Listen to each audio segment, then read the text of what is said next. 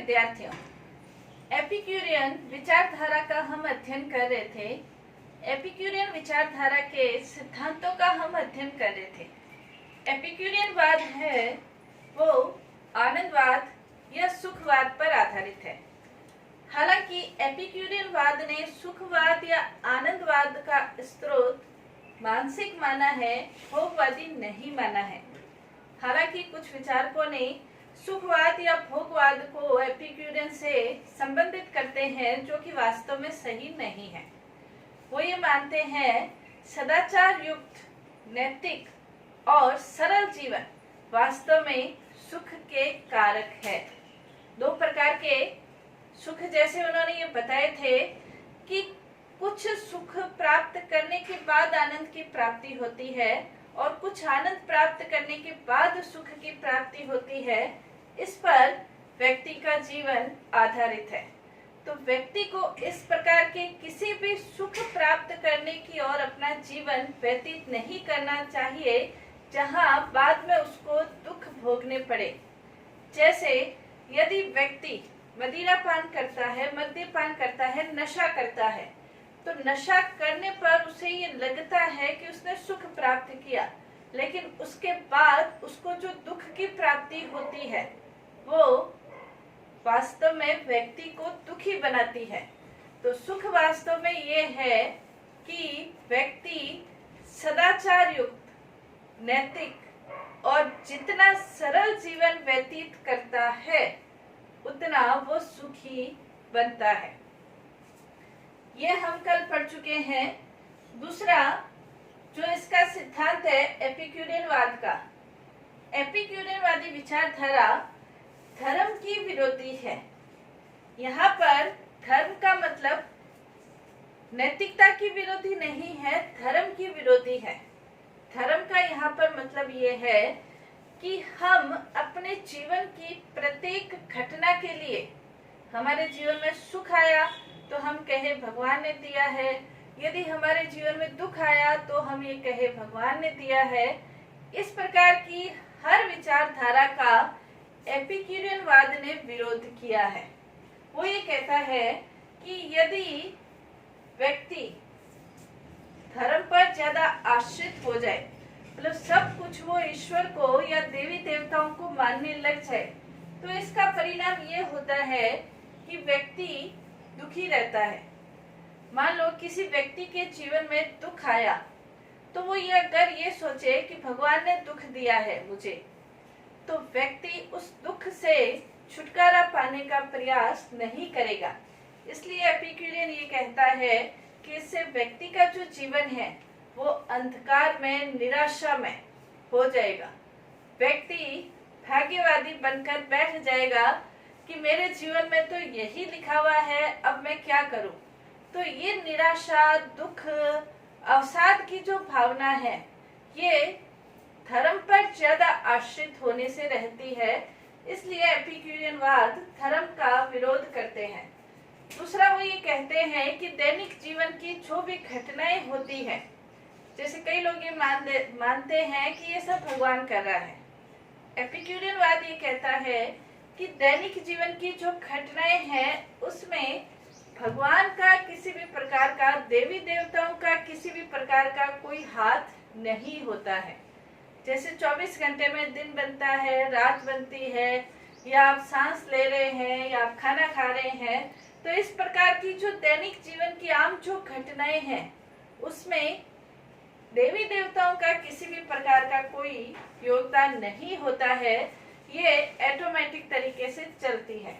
तीसरा वो ये कहता है कि कोई भी सामाजिक घटना यदि घटती है, राजनीतिक घटना घटती है, धार्मिक घटना घटती है, कोई प्राकृतिक घटनाएं घटती है, जैसे बाढ़ है, भूकंप है, बारिश है, इस प्रकार की जो प्राकृतिक घटनाएं हैं उसमें भी देवी देवता का, ईश्वर का या किसी अदृश्य शक्ति का किसी प्रकार का कोई हाथ नहीं होता है।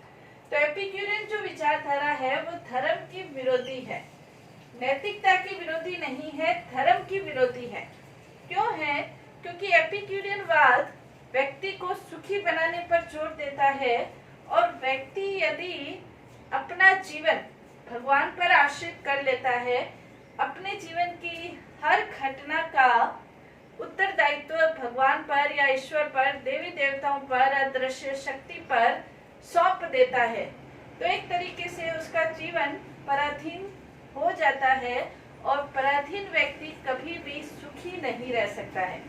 तो एपिक्यूरियनवाद सुखी जीवन पर जोर देता है और व्यक्ति सुखी तभी बनता है जब वो स्वयं पर विश्वास करे, स्वयं पर आत्मविश्वास या स्वयं पर निर्भर रहे, तो व्यक्ति सुखी रह सकता है।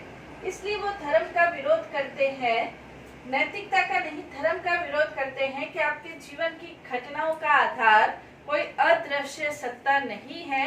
आप चाहो तो व्यक्ति के हाथ में इतनी आत्मनिर्भरता है, इतना पावर है, इतनी शक्ति है व्यक्ति के स्वयं में कि वो अपने जीवन को सुखी स्वयं बना सकता है। उसके लिए ईश्वर पर आश्रित रहने की उसकी आवश्यकता नहीं है।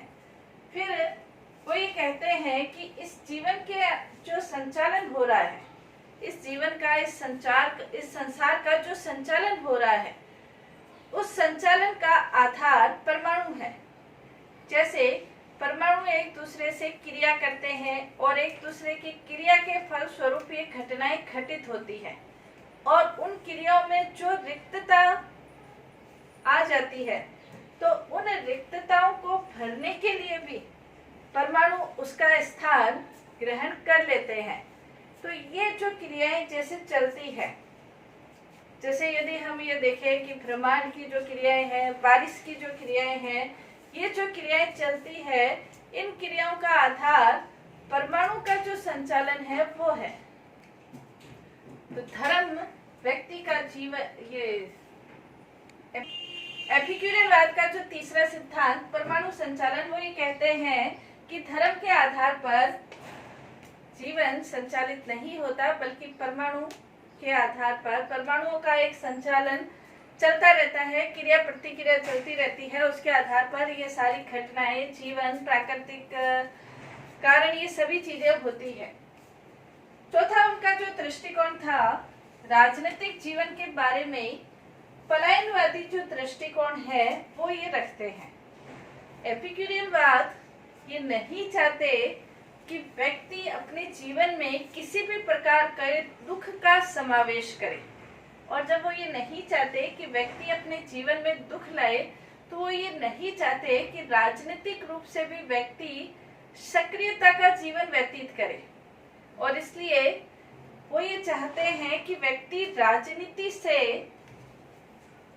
अलग रहते हुए राजनीति में कोई सक्रिय भूमिका नहीं निभाए, बल्कि अलग रहते हुए पलायनवादी दृष्टिकोण अपनाते हुए अपना जीवन व्यतीत करे। क्यों? क्योंकि वो ये मानते हैं कि जो राजनीति है वो व्यक्ति को दुखी करती है। राजनीति व्यक्ति को दुखी कैसे करती है? जैसे राजनीति में यदि व्यक्ति प्रवेश करता है तो उसको शक्ति प्राप्त करने की आकांक्षा होती है, वो शक्ति प्राप्त करना चाहता है। शक्ति प्राप्त हो गई तो वो और ज्यादा शक्ति प्राप्त करना चाहेगा, तो ऐसे करके उसकी लालसा बढ़ती रहेगी, और बढ़ती रहेगी तो जब लालसा बढ़ेगी तो व्यक्ति दुखी होगा। दूसरा, राजनीतिक रूप से यदि आपने शक्ति प्राप्त कर भी ली, तो एक तो जो आपसे ऊंचे के अधिकारी है उनसे सदैव आप ईर्ष्या भाव रखोगे। दूसरे, जो आपके नीचे अधिकारी हैं वो आपसे ईर्ष्या भाव रखेंगे। ईर्ष्या के द्वारा व्यक्ति सुखी नहीं होगा, बल्कि और ज्यादा उसको कष्ट होगा। तीसरा, वो ये कहता है कि राजनीतिक रूप से यदि आप जीवन व्यतीत करते हो तो आपको बहुत सारी दायित्व निभाने पड़ते हैं, और ये इतने दायित्व होते हैं कि आपकी जो मानसिक शांति है वो मानसिक शांति भंग हो जाती है, और जब मानसिक शांति भंग हो गई तो व्यक्ति अपना जीवन सुखपूर्वक व्यतीत नहीं कर सकता है। इसलिए वो ये मानते हैं कि राजनीति में सक्रिय भूमिका निभाना यानी कि व्यक्ति को अपने आप को दुखी करना है। इसलिए यदि व्यक्ति सुखी रहना चाहता है तो राजनीति से तटस्थ रहे। एपिक्यूरियन ये भी कहते हैं कि ये व्यक्ति के ऊपर किसी भी प्रकार का ये कोई फर्क नहीं पड़ना चाहिए कि एक देश में किस प्रकार की शासन व्यवस्था है। जैसे शासन व्यवस्थाओं का यदि हम देखें, एक तंत्र है, कुलीन तंत्र है, राजतंत्र है, लोकतंत्र है, ये विभिन्न प्रकार की शासन व्यवस्था है। एपिक्यूरियन ये कहते हैं किसी भी प्रकार की शासन व्यवस्था हो, चाहे राजतंत्र हो, कुलीन तंत्र हो, लोकतंत्र हो, किसी भी प्रकार की शासन व्यवस्था हो, व्यक्ति को उससे कोई फर्क नहीं पड़ना चाहिए। दूसरा वो ये कहते हैं, यहाँ तक भी यदि आपका शासन स्वदेशी हो या विदेशी हो, मतलब विदेशी भी है, तब भी व्यक्ति के ऊपर इसका कोई फर्क नहीं पड़ना चाहिए। यानी कि वो ये कहना चाहते हैं कि जितना व्यक्ति राजनीति से तटस्थ रहेगा उतना व्यक्ति सुखी रहेगा, और जितना व्यक्ति राजनीति में सक्रिय भूमिका निभाने की कोशिश करेगा, राजनीति को बदलने की कोशिश करेगा, शासन प्रणाली को बदलने की कोशिश करेगा, उतना व्यक्ति के अंतर्गत दुख का संचार होगा। इसलिए वो ये कहते हैं एपिक्यूरियन कि व्यक्ति को सुखी होने के लिए राजनीति से पलायनवादी दृष्टिकोण रखना चाहिए। नेक्स्ट इसका सिद्धांत हम कह सकते हैं, राज्य की उत्पत्ति के विषय में, राज्य की उत्पत्ति के विषय में एपिक्यूरियन क्या कहते हैं। नेक्स्ट इसका सिद्धांत हम देख सकते हैं, राज्य की उत्पत्ति के बारे में एपिक्यूरियनवाद क्या कहते हैं। तो राज्य की उत्पत्ति में वो समझौतावादी सिद्धांत के आधार पर राज्य की उत्पत्ति मानते हैं। समझौतावादी सिद्धांत का मतलब ये है कि व्यक्ति सुखी होना चाहता है और व्यक्ति सुखी होने के लिए ही उसने राज्य रूपी संस्था का उत्पन्न किया है। क्योंकि जब राज्य नहीं था तो अराजकता, अन्याय की स्थिति उत्पन्न थी, और अन्याय अराजकता को दूर करने के लिए, यानी कि सुखी बनने के लिए व्यक्ति ने स्वयं राज्य की उत्पत्ति की है। तो राज्य व्यक्ति के आपस के समझौते का परिणाम है। नेक्स्ट हम कह सकते हैं कि राज्य की उत्पत्ति के साथ जो न्याय है, न्याय के अंतर्गत वो ये मानते हैं कि न्याय का मतलब ये है पारस्परिक व्यवहार की स्थिति को नियंत्रित करना। व्यक्ति का जो पारस्परिक व्यवहार है उसको नियंत्रित करना, ये न्याय है। जैसे न्याय पर आधारित जो राज्य है वो जीवन को जीने योग्य बनाते हैं। जो न्याय है वो पारस्परिक व्यवहार, लेन देन पर आधारित है। प्रोफेसर हैक्स इसके अंतर्गत कहते हैं, संपूर्ण न्याय जैसी कोई वस्तु नहीं है और न्याय रूढ़ि मात्र है। न्याय रूढ़ि मात्र है और जिसका उपयोग व्यक्ति के जीवन को समुचित रूप से चलाने के लिए किया जाता है। तो न्याय का मतलब ये है कि अब पारस्परिक आदान प्रदान की ये वस्तु है। नेक्स्ट, विधि के संबंध में उनके ये विचार है कि जो विधि है कानून है, कानूनों का पालन या विधि का पालन व्यक्ति इसलिए करता है कि सभी व्यक्ति यदि विधि का पालन करेंगे तो व्यक्ति का जीवन सुखी बनेगा, और यदि विधि का पालन एक व्यक्ति नहीं करता है, दूसरा नहीं करता है, तीसरा नहीं करता है, तो इससे समाज में अव्यवस्था, राज्य में अव्यवस्था फैलेगी, और राज्य में यदि अव्यवस्था फैलती है तो इससे व्यक्ति का खुद का जो जीवन है वो दुखी बनेगा। विधि के आधार पर जो दंड विधान है, जो सजा का विधान है, वो सजा का जो विधान है उससे समाज में एक व्यवस्था की स्थिति बनती है। समाज में एक व्यवस्था की स्थिति बनती है, और जो दंड विधान है वो राज्य के अंतर्गत एक अवरोध का कार्य करता है। अवरोध मतलब किस चीज का अवरोध? पाप को या अन्याय को या अपराध को रोकने में एक अवरोध का कार्य करता है, क्योंकि व्यक्तियों को ये लगता है कि यदि मैं कानून का उल्लंघन करूंगा तो मुझे दंड प्राप्त हो सकता है। इसलिए एपिक्यूरियनवाद दंड विधान को, न्याय को भी सुखी होने का एक जरिया मानते हैं। इसके अलावा जो एपिक्यूरियनवाद है, प्राकृतिक कानूनों को एपिक्यूरियनवाद स्वीकार नहीं करते हैं, वो उसे अस्वीकार कर देते हैं कि प्राकृतिक कानूनों जैसी कोई स्थिति नहीं होती। एपिक्यूरियनवाद ये कहते हैं कि किन्हीं व्यक्तियों को राज्य के नियमों की अवहेलना करने में उनको लगता है कि हमें सुख प्राप्त होगा, इसलिए वो राज्य के नियमों की अवहेलना कर देते हैं। एपिक्यूरियन कहता है कि राज्य के नियमों की अवहेलना करने में जो सुख प्राप्त होता है वो उसके अवहेलना के बाद प्राप्त दंड से जो दुख प्राप्त होता है वो उस सुख से ज्यादा बुरा है।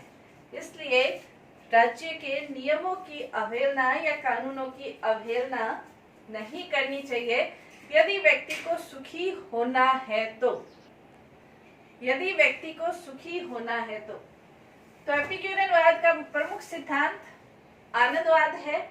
एपिक्यूरियनवाद सुखी होने के लिए धर्म का विरोध करते हैं, राजनीति का विरोध करते हैं, यहाँ तक कि सामाजिक जीवन के अंतर्गत जो प्रेम संबंध है, प्रेम विवाह है, प्राकृतिक जो संबंध है, पारिवारिक जो संबंध है, उसका भी वो विरोध करते हैं। वो ये कहते हैं कि इसके आधार पर भी व्यक्ति बंधन में बंधा हुआ रहेगा। परमाणु संचालन, राजनीतिक जीवन के बारे में भी उनका पलायनवादी दृष्टिकोण है। राज्य की उत्पत्ति में, राज्य के न्याय में, विधि में, दंड विधान में, सभी के अंतर्गत वो सुखवादी सिद्धांत को देखते हैं। तो ये एपिक्यूरियनवादी विचारधारा है जो प्राचीन यूनानी चिंतन में अपना महत्वपूर्ण स्थान रखते हैं। धन्यवाद।